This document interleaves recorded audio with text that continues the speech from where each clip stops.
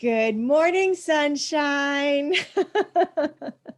You and I are early morning ladies, and I'm so glad that we get to have a little conversation with Love coffee. it. At least for me, coffee. Yes. I have You have vodka. what? It's water. It's really water. It looks Do like vodka, you but know, I have vodka.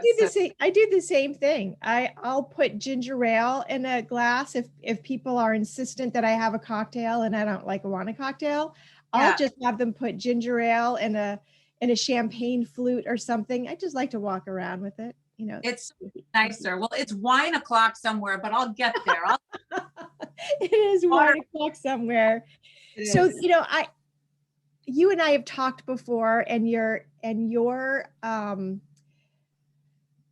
survival story is just so cool. And I wanted to bring you on. This is March, during COVID. We're at the 1 year mark of COVID, and thank goodness for Zoom, and people can be connected and Yes. share with even wider audiences. And the Women's History Month, and I was like, gosh, I have so many women who have great her story.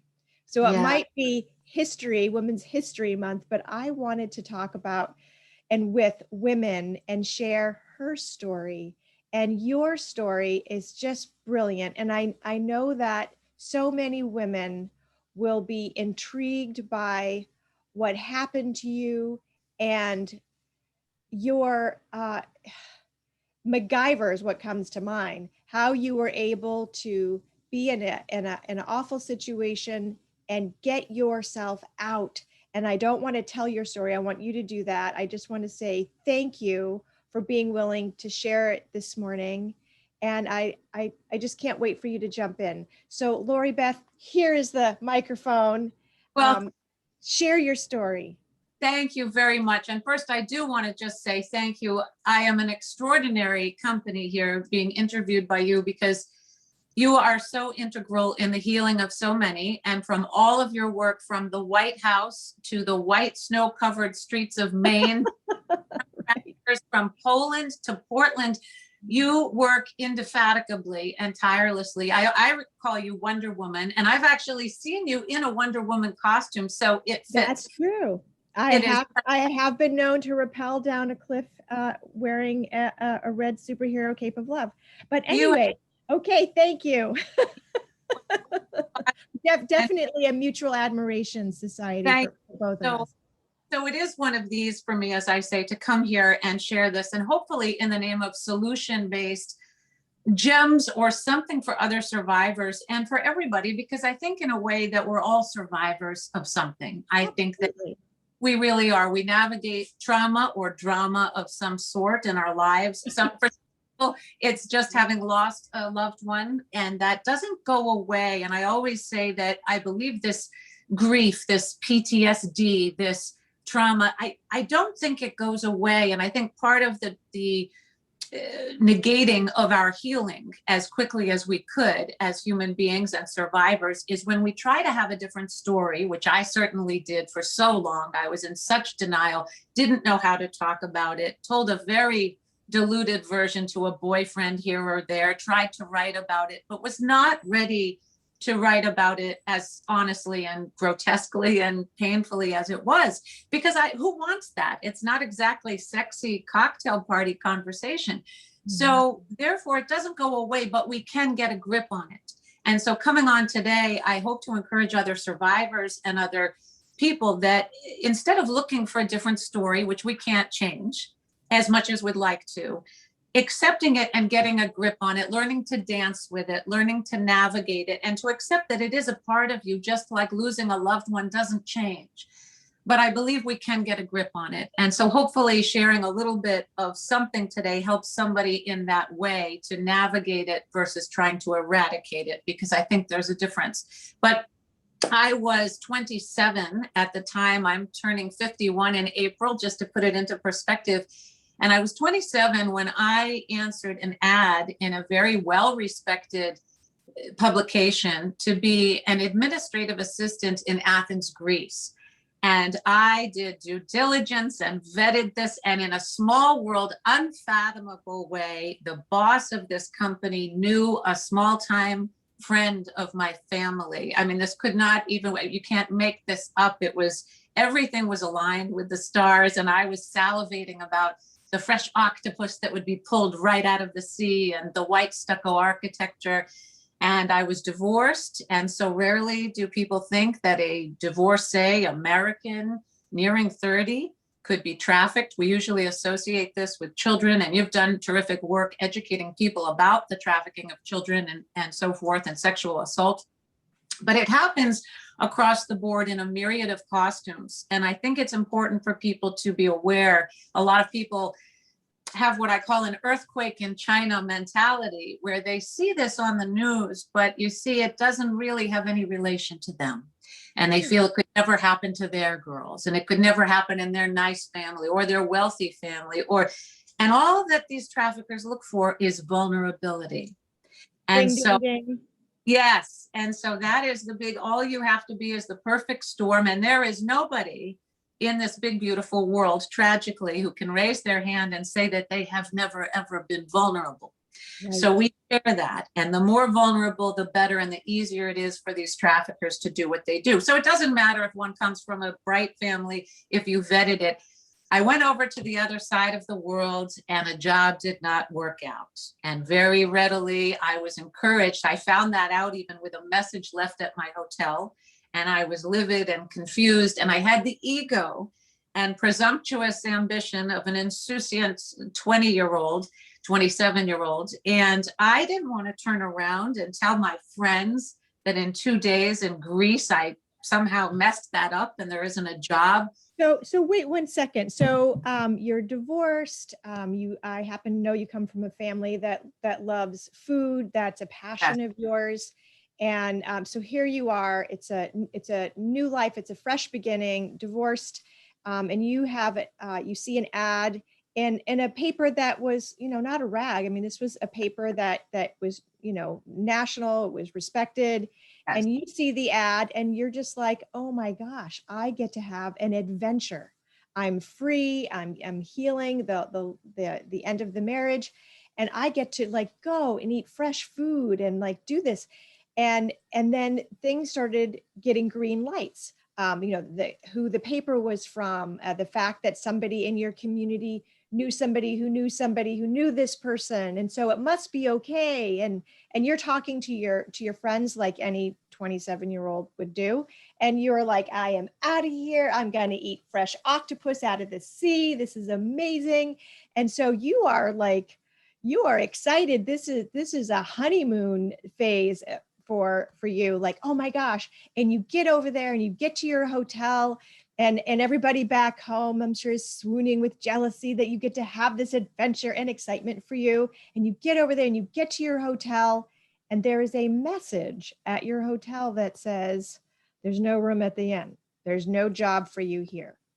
Yeah, it didn't happen immediately. I did meet people first, but within a day, within 24 hours, 48 hours, very readily, there was a message left at the hotel that a job isn't going to work out. And so my big fat Greek comedy turned tragedy mighty quickly. And it was shocking. And the man at the desk suggested that I go sit in the hotel bar and relax and decide how to handle it, have a glass of wine. And it was very interesting thinking back. And of course, the gift of hindsight, when we look back at these things and at a different age and stage, and having learned so much about trafficking since. But at the time, I was just livid, and I was approached and readily, convincingly coaxed by another man who introduced me to others. And I will never know if that was sent from the misaligned job, or if that just is one of those, again, small world coincidences where it was someone else. But I was convincingly coaxed in a very healthy seeming way. We're not talking about, hey, little girl, do you want some candy? These men do not come up and approach you sexually. They were going to help me find a sustainable way to stay on in Greece. They readily. So hang on. So so you met the people. Did they say you didn't get the job because you didn't meet the qualifications? No, You didn't type fast enough or something? no, it was very vague and they met me, and then the next day, there isn't going to be a job. It's not going to work out. It was a Okay. very strange thing. And then I'm approached by other men. So then you go to the bar, and at the bar, just curious, did the men at the bar, hindsight's 2020, did the men at the bar, did you know if, well, I'm sure there must be a relationship with the people who offered you the job, and now these men who are starting the grooming process? Right. I will never know. I will never know if there was a correlation or not. There was no mention. There was everyone, but life moves in mysterious ways. And it was very curious that happened. And when the grooming happens, I know today we've seen the Liam Neeson Taken movies. We've seen the Quentin Tarantino Hostel movies of similar macabre, gruesome themes. And today, even an infant has a cell phone and an Instagram account. And so people cannot fathom that one could not see it coming. However, at that time, traveling without a phone, many people did. Traveling without, and I wasn't a trustafarian who was going to call up my parents and ask for money wired, or I was nearly 28. I would turn 28 in Greece, as it turned out. But that being said, the groomers are meticulous at what they do, and your trust is built seamlessly. And the obfuscating methods that are used, sometimes they send women in to convince the girls more convincingly about a modeling job or something, or just to come to a party. Men pose as boyfriends. In this case, jobs were promised. I'm so sorry, a job didn't work out. We can help you. They were in shipping. What or yeah. What or whom they were shipping, I then so greenly did not know, but they were my trust. I was even in the home of one of them on the magnificent Greek Easter with the whole roasted lamb on a spit and the whole roasted goat. And I met the old yaya grandmothers and the young babies. My trust was built. They at one point encouraged me to use their cell phone and to call my parents and just let them know in America that I was all right. Right. And so I did. So, and then that is so that they can get your phone number. When you use their phone, you call a number. Yes, these are all things that they can use later to threaten the girls, that I know where your family lives. They had me have my parents send me more clothes, because if you're going to stay on and figure this thing out, you're going to need more garments. My parents did mail those, and they were handed to me. They didn't hold that back. They gave me everything they said they would do. They did not touch me sexually. They just brought me to their offices, found little jobs for me while they were trying to figure out, how can we get you a real visa? How can we help you in a sustainable way? And my trust was built seamlessly. Now, the men do not sexually touch the girl, the traffickers, until right before she is sold. And once she is sold across that border, she is in what is known notoriously in these diabolical throngs or underground fiefdoms of mafias and sex trafficking, with the international sex trafficking abroad as the break-in period. And that is in the first 24 hours once the girl is sold, where upwards of 30 men can be brought in round the clock to violently use and abuse the women, so that it is abundantly clear physically, emotionally, and verbally that they will never get out. And passports can be burned before the girls. So right before they are eroded with diseases, drugged, lugged across borders, all of it, the traffickers do get their share or their taste of the sexual fun. And I unfortunately was no exception to that part of the rule. And I was raped orally by the boss, and then orally and vaginally by a man once moved to the north. What did happen was I was told that finally, when a certain mogul was in town, that a job would, alas, exist. And their only regret, my friends, was that they couldn't do it sooner. So I was to be downstairs outside of my hotel at a certain time, and I was tenaciously downstairs with my bags and a floor-length, huge fur coat, my security blanket, the one materialistic item from my marriage that I enjoyed and cared about and took. And I had worn it to Greece, and I had my bags of clothes. and a black Mercedes pulled up, speeding, screeching its brakes as if right out of a film, onto the sidewalk of that hotel. And I was aggressively put into that car, and they were all there, Serbian, Albanian, Bulgarian, and Greek men. And they were the faces from the places where I had been, except for one who was the new man who they had been waiting on. And they took my things and threw them in the trunk, and I was taken. And I was driven to the airport in Athens. I was put on a small plane with the new man. I was flown to the north of Greece up near a border. And I was put the border of where? Up near a border of Greece. So I'm now in the north, and I've been flown from Athens into Thessalonica, which the locals called Saloniki, but up in the north. And I was put into a seedy hotel, and two other gentlemen arrived the next day. And in the morning, I would watch while the men, while smoking, in the morning, they were smoking and smoking cigarettes in tandem with drinking little cups of murky black coffee. And one of the men was changing a car license plate, and he was cutting and pasting different numbers on it. And one of them said he's doing that because he had too many traffic tickets, you see. And we have to change this car license plate before you will be driven across the border and your new job will begin. When is your alarm going off? Is your alarm going off going from a lovely hotel to a seedy one? Is your alarm going off now that you see they're manipulating the license plate? When is your gut saying something's not right? When the car pulled up so violently and they were very aggressive, and all of a sudden my friends were very stern, and I was even grabbed by the arm and put in the car and told, don't mess around. And I started to know something was wrong. A pit stop was made to the boss, who was Serbian and very well known amid these mafias. And that was where I was raped orally.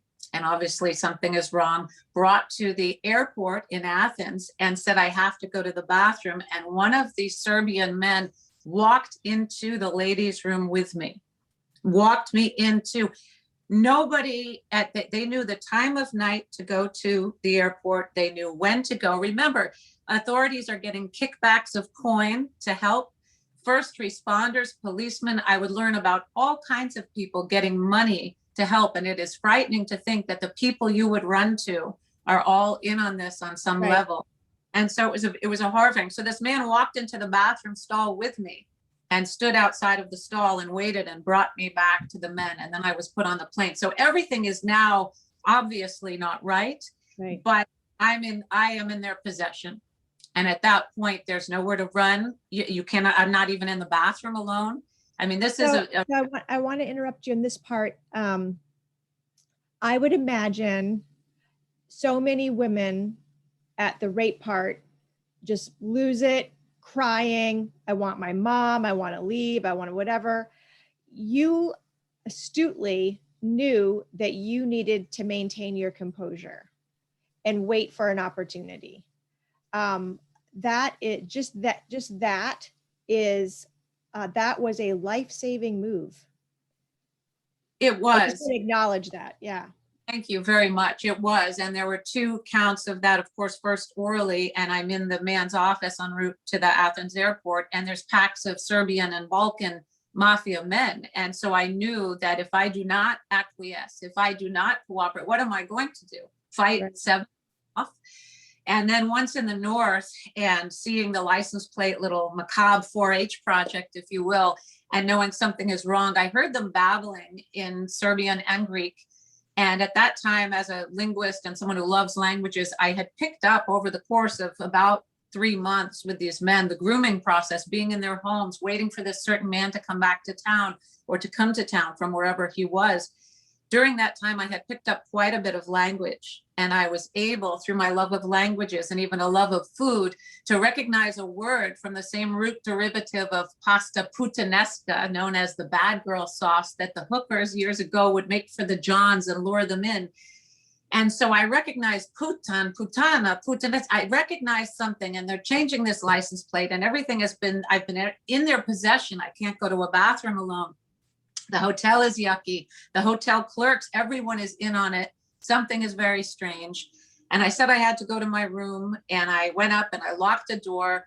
and the man in charge had a key, and he came in and I was raped there orally and vaginally, and he wanted also anally. But in that moment, as I say, the luckiest day of my life, I was able to acquiesce and prevent that.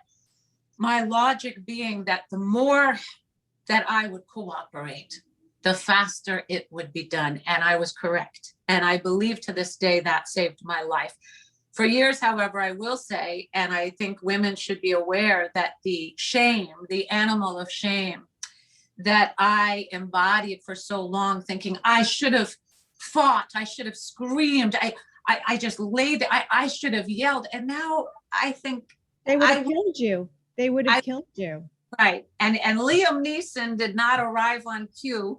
And so we live in, if we're learning about sex trafficking from Hollywood, we're in trouble. And so I think we have to take movies as wonderful entertainment. I love Liam Neeson. I think those movies are very spirited and enjoyable in a thriller-esque way.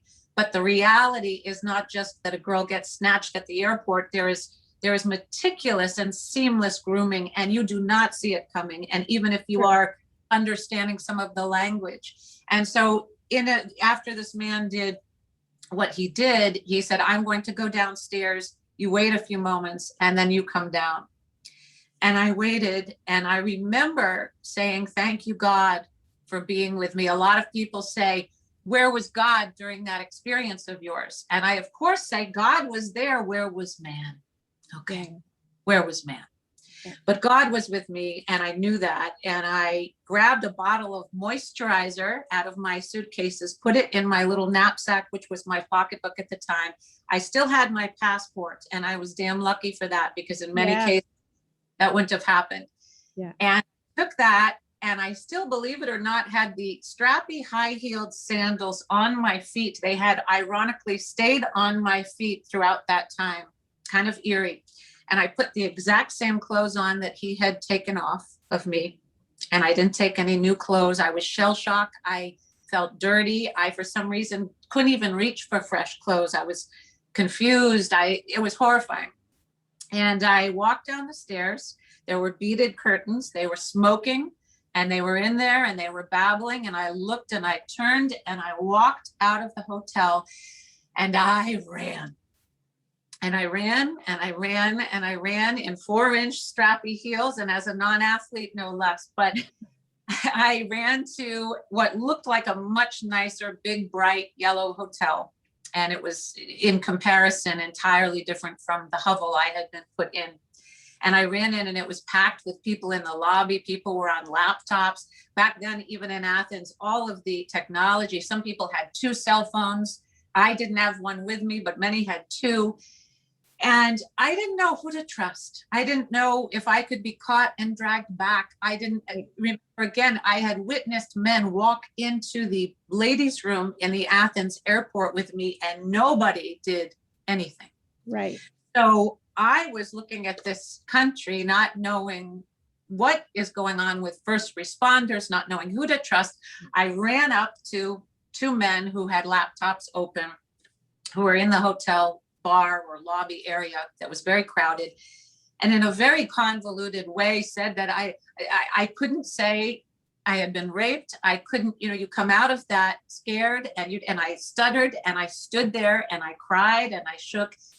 And in a very, very long, roundabout, also painful and tumultuous way, I did get home, and I'm still here.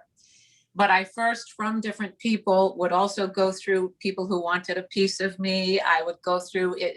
Nothing was direct. I did not want to call home and scare the living hell out of my parents. That would have destroyed them across the country, telling them that I didn't know. I at that moment even said, I will never tell anybody about this. So when you're there with the men, you had mentioned that you went to the embassy at some point. The consulate. The consulate. And so people would assume, okay, I'm in a foreign country, I'm an American, I have rights, and you get, I don't know, just like you were talking about, you see movies, as long as you cross over that, that gate into the inside. Yeah. Yeah, there's freedom. They'll save me, they'll fly me home, they'll protect me. That wasn't true for you. No, and it's amazing how today so many people have so much to say about a life they haven't lived, as the experience, as the expression goes. But so many people say, well, you should have gone to the consulate. You should have gone to the. I was from some of the men eventually brought. First, some tried to also have their way with. I mean, this was not an easy route home, but I Right. was by some brought to the American consulate. And the American consulate was staffed not by Americans. These were foreigners, and they did not help me. And their two main points were that I came to Greece of my own free volition. I was not trafficked into I signed up and got on a plane. No one put a gun Right. to my back me there. So they're saying it's your fault, and It's all, which I and get. So I think that you had said that, I live in a little town in Maine, and we all know each other, and so if there are, so I'm making up, and you have to tell me, I'm making up that the bad guys, who are paying off first responders, paying off hotel clerks, and however they're threatening or bribing different people so that they can have their underground operation. I'm sure you're not the first. I'm sure you weren't the last. There's thousands of, during their career, I'm sure thousands of women have yeah. not escaped. God bless you that you did. So, so you can't go to first responders because you believe that you're in danger from them too. You don't know who to trust, and you're just sort of making your way, and you get to the consulate. But the people who are there are the people who know even more than Right. the locals, because they're at a higher position, and so they know even more what a big operation this is, how big this is, and it's easier for them to shame you, to try to make you go away. Well, you came here, you weren't trafficked in here, although I would say you were. um, you were groomed into, with the false promise of a false job, which is human trafficking, Yes. which also, frequently also is a cover for sex trafficking. Anyway, so how do you, so that's not a safe place for you because they know, so they're trying to shame you. So you leave there because they're not gonna help you. So you do what any human being, male, female, doesn't matter, would do. You do what you have to do to get that ticket home. How long from escape to getting to go home did you have to endure living there, doing whatever you had to do to get home? It was close to another month. It was a couple weeks of sort of bunking down with these people who had brought me to other people and other people. And I literally am being passed like a chess pawn Yeah. of where, and some people want a piece of you too and think, great, and you're vulnerable and you're there. But I somehow managed to not experience that, which was great. But you are very right, at the consulate, where they were very fearful of these mafias and these underground fiefdoms, who were very well known. They were very well known, Serbian and Greek, and all of it working together. So I was told at the consulate that they're not all Greek mafias, so we can't help you. And I said, but some of them are, and they're working together. And they said, well, it's out of it. Some of it is Bulgarian and Albanian. It's not in our territory. So Right. people were markedly afraid. At one point, someone brought a policeman in to talk to me while I stayed with these people. And he was markedly afraid and didn't want to get very involved. And then I learned of other policemen who drag girls back to the traffickers and who also take a piece of the girls sexually. So it's a horrifying, there's many people getting kickbacks, and also the drugging and lugging of girls with drugs and going across borders. After a few weeks, I did, by the grace of the kindness of strangers, someone did get me a ticket home. And when I got home, I repaid that man, and when I was stateside. And so I did get home, but it was a hell of a ride. It was a hell of a ride. And as you know, the real bumps and turbulence were only ready to begin, with the surviving, as you educate so many people so beautifully on, that what happened came and went. And yet now there's navigating shame and these horrible, horrible stigmas, because we all know that as women, to even come forward, there's judgment. Were you asking for it? Will the men come back? There's shame. There's the dirty feeling. Will any man ever love me again? Am I unlovable? Will he think I'm damaged goods? There's all of this. And then, of course, the fact that you have to replay this again and again and again in your mind when you are trying to wish it didn't happen. Right. And so it was a very long time. And part of my modus operandi is of speaking to wonderful leaders like yourself who do so much tirelessly with such, as I said, indefatigable a plume to help so many. But part of coming forward and doing that and replaying these things again is with the hopes that somebody out there will get there with their healing a lot faster than I did, because it took me nearly 2 decades to really get in touch with the fact that, and I think there are a few very helpful things that, particularly in the lockdown, I had a wonderful reset now at age 50. And in the lockdown, where we really had 2 choices, we could put on pajamas every day and sit and complain, or I could dress up and show up and get online and do my best and connect with people online. And I don't own pajamas. So really my choice was really the latter. And during the lockdown, I really began to be cognizant of the fact that if you were spared, and I have to say that that day was the luckiest day of my life to be able to escape that caliber of strife, which would have been the most torturous, gruesome end of me had I crossed that border. And so somebody was looking out for me, and I know that. And that is one of these, as I say. And so we have a choice to say, this horrible thing happened to me, or we can say, how lucky am I?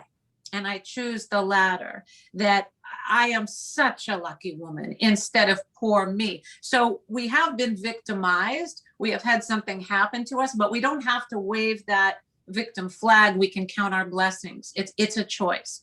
And so I think for me, one of the things that really resonated in the lockdown was, wow, I'm so lucky. Wow, I'm so grateful. And if you're spared, you were spared for a reason.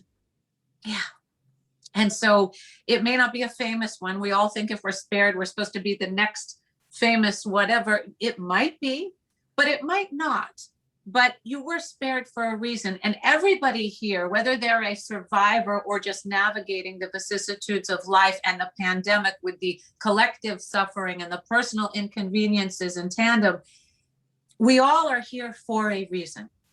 And I think it behooves us to focus more energy, more effort, more heart, soul, and might, as I say, into figuring out what that reason is, instead of putting so much time into, I can't believe this happened to me. Why me? I came to grips with, why not me, God? Why not me? Because maybe I am the conduit to link other people up to awareness in some facet. Maybe I can teach well or articulate it well. Maybe there is some part of me that can help and can be part of the good and part of the solution in this big, beautiful world. And I want to be part of that. I want to have a little hand in even giving a little more love and laughter to the world, because I think more than ever right now, we need it. I really do. And so I think we have to understand that whatever happened to us, we still are very lucky, and we're here for a reason. It behooves us to discover that. And we're also multidimensional entities. And I always say this regarding women with their body hate, this hideous and insidious body hate, because I want to say, you know, we are more than just our thighs, where we're more than just the crow's feet and the lines coming in. I mean, now at 50, my goodness, I have crepey skin and crow's feet and dark spots and gray, you know, oh, the whole sexy bastion of, right? And yet those things remind me that I'm still here, that I'm alive. And what do they say about scars? That I have scars. And our scars, they say, remind us that we were stronger than whatever it was that tried to wipe us out. But if we choose that, and as I say, the grief doesn't go away, and the time will come and go anyway. And so I think we have to get a grip and realize that it will never be gone, but little by little, a little more light comes in if we allow it. And little by little, we have another day where a beautiful meal makes us happy if we allow it. And little by little, we fall in love again. Yeah. And we feel our heart if we allow it. But we have to choose to not be bitter. Some of these women, as you know, survivors pack on 700 pounds of armor so that they will never have to fear having to be intimate or anything with someone again. And for me, it was the antithesis, actually. I had to get naked. I had to get comfortable in my body. I had to know that I can take my clothes off and not fear that I will be raped.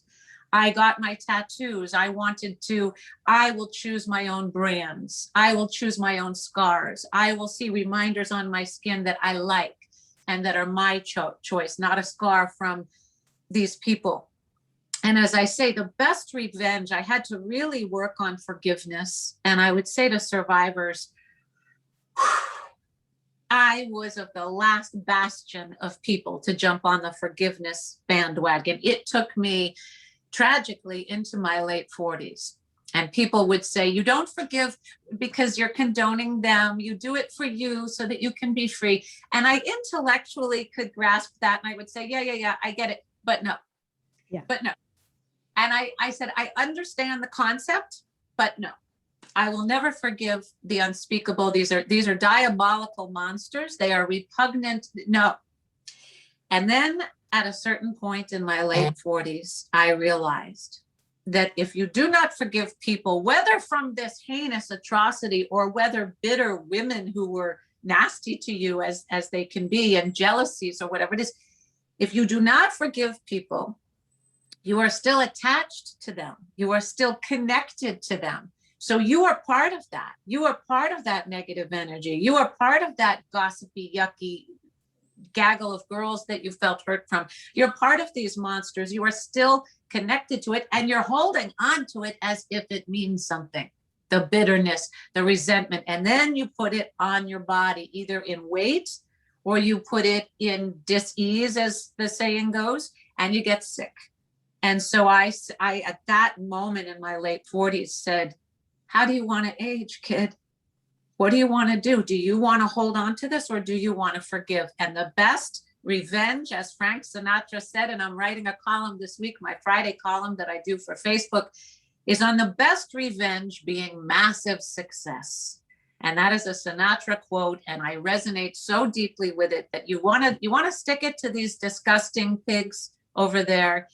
Go have one hell of a life. Go get your life together and give your gift and discover your purpose and find out why you survived, and give that love and that laughter to the world, because you can.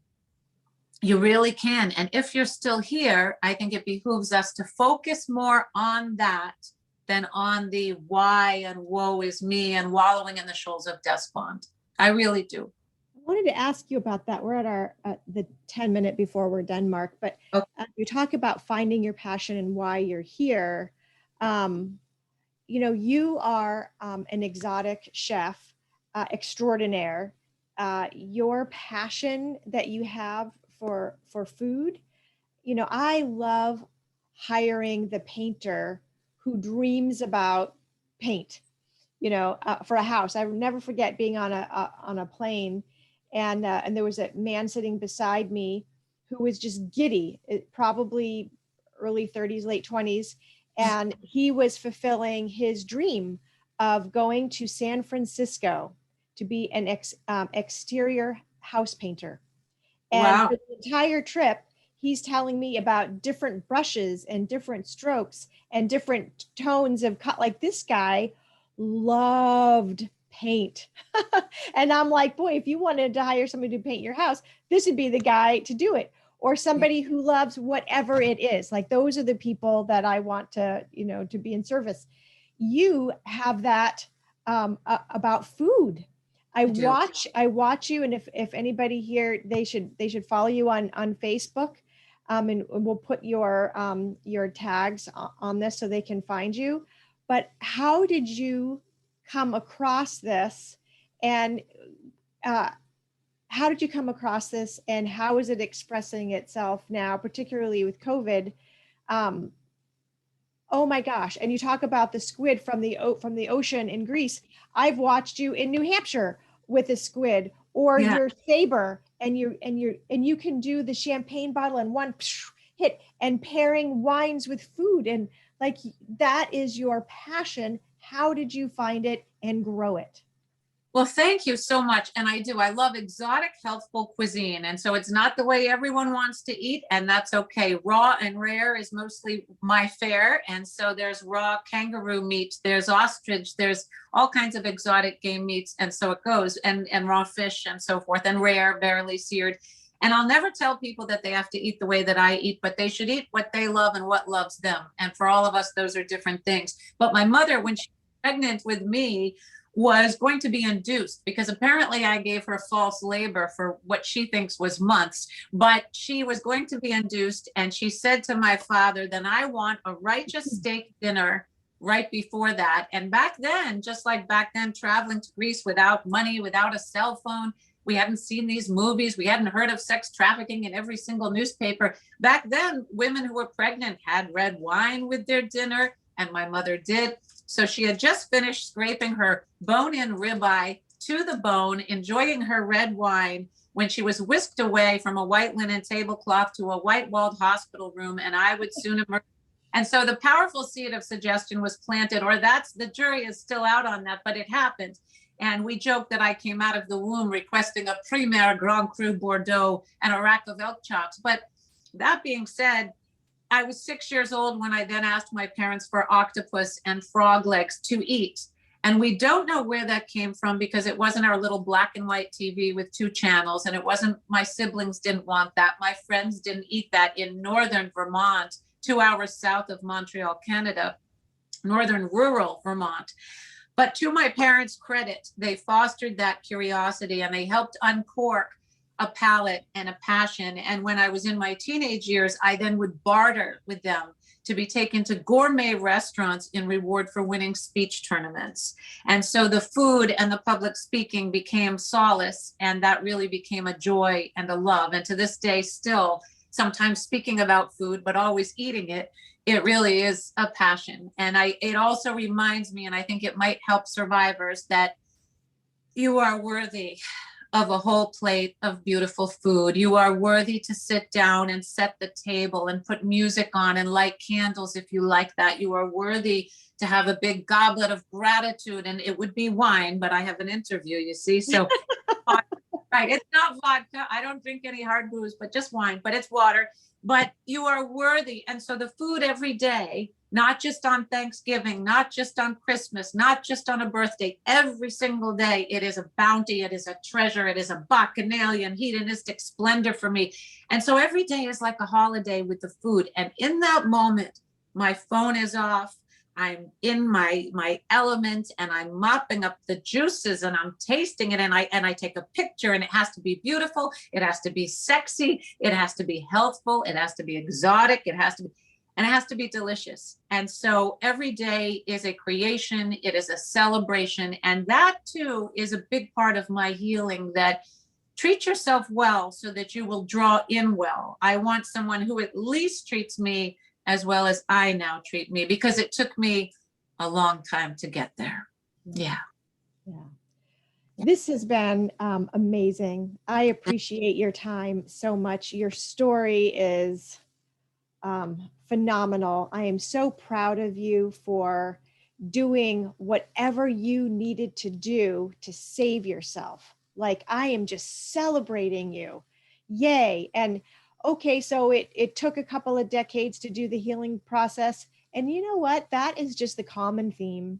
Every survivor, male, female, regardless of what happened to them, regardless of their age, regardless of their gender, or regardless of whatever, where they are in the world, it always takes longer than what we think it should. And Yeah. that's just, that's the thing.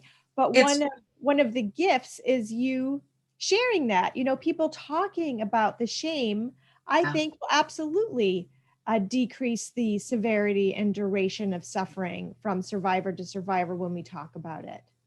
We do. We have to. And I think if we can talk about our pain, albeit from a stance of empowerment and strength, that therein dwells the courage. I've never thought of myself as a very courageous or brave person, just as a lucky one. But I think when we talk about our pain, that is where the courage is. So I would encourage other women to embrace that bravery card and talk about it, because then it also gets out of you, and it has to. It has to. Yeah. Yeah. So Thank you. we'll wrap this up. And is there any last words that you would like to say before we end? I would just like to say that celebrate life. It's not worth hanging on to the bitterness. It's not worth hanging on to why me. Say why not me, and get on with your life, because it's precious stuff and it's delicious stuff. And I hope people will put it on the plate and have that influence their gate out there. And thank you. I am so grateful to you. You have been integral in my healing tenfold, and I count my lucky stars for it. So thank you. It's one of these. It is one of these. Thank Women don't need to share the details publicly, but there is such a gift in sharing it, soul sister to soul Sure. sister. Just knowing that you're not alone, and there's an aspect of healing when we understand that there are people who've had things way worse than Yeah. us happen to them, and and then there's hope when we see people who are thriving. So Yeah. it's like you can kind of let go of the judgment about this. I had this one thing happen, and so I have the right to be entitled the rest of my life. No, you don't. Right. Or I've had 10 things happen, and so I'm going to tell everybody every detail of my story because I need to. You don't. You don't. Right. Putting what happened to you into a healthy perspective. And like you said, why not me? And I'm not going to let this define me. And I'm going to have this be a beautiful part of the recipe of who I am. And in Yes. brief, I saw this, couldn't sleep, menopause. And I watched this Netflix thing called Bliss with Sandra Bullock.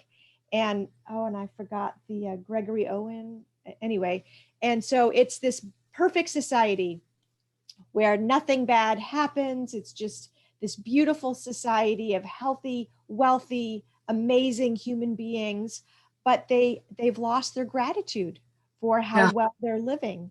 So Selma Hayek's character creates a alternative world, and so people can plug in, and this recliner plug in and go to a horrible environment where there's poverty and murder and drug abuse and all this awful stuff. And they live there in their imaginations for a little while. So when they come back, they can experience bliss. That's the name of Yeah. the bliss of, that gratitude. I mean, that was sort of an interesting way of how they did that. But learning to trade your expectations for appreciations, Yes. and being grateful for what is. And like I survived. That was the greatest day of my life. I'm not thinking, how did God forsake me? I'm thinking God was right there because I survived it. And I didn't, I have my passport burned in front of me and Yeah. dragged over, and who knows. So really understanding where our survivor thing is with a healthy perspective. Why not me? Doing the work, but giving yourself patience. Sometimes it takes a little while to go through the healing process. It takes as long as it takes.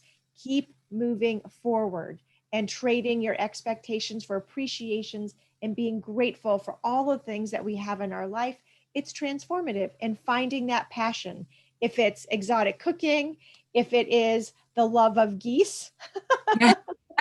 and Yeah. chickens and all the stuff I've got going on, whatever it is, you don't have to, save the world or stand on a mountain and say every awful thing that happened to you. The best thing you can do, as you said with the Frank Sinatra song, is have a fulfilling life for you. What Yeah. brings you joy? What brings you joy? If that is, as you say, a beautiful plate of food with a candle and a glass of wine, alcoholic or non alcoholic, and listening to music and having a wonderful meal, if it is being in the middle of the woods with a protein bar and some water, watching eagles, whatever it is, this is your time in this life. And the greatest thing that we can do is find our joy and share our joy with others. And you share your joy with me every day that I see you on Facebook. Every day I see you savoring champagne or cooking some steak tartare or the crackle, searing the crackle with your salmon. I love you. I love who you are. And thank you for sharing your story with us today. Thank you so much. And remember, your passion reminds you are more than just a survivor. You're a mother, you're a sister, you're a goose whisperer, you're a foodie, but it introduces you to your multi-dimension. And thank you. I am so grateful. I love you so much. I do. You too. Thank you. Thank you.